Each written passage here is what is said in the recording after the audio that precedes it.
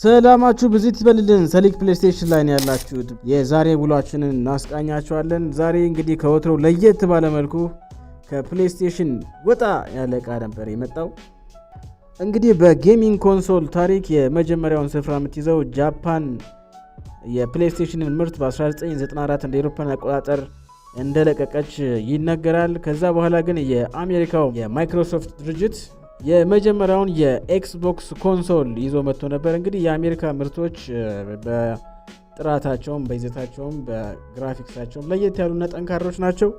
ዛሬ ግን የኤክስቦክስ ዋን ምርት ነበረ ጌም ለመጫን ነበር እኛ ጋር የመጣው። እንግዲህ መጀመሪያ ሶፍትዌሩን አፕዴት ማድረግ ነበረብን። ሶፍትዌሩን አፕዴት ካደረግነው በኋላ ጌሙን ጭነንበታል። እንደምታዩት ከፕሌይስቴሽን ትንሽ ለየት ይላል። የስክሪኑ ይዘት አጠቃላይ ፊቸሩ ለየት ያለ ነው።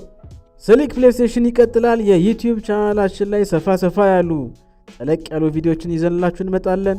ሰብስክራይብ ያድርጉ።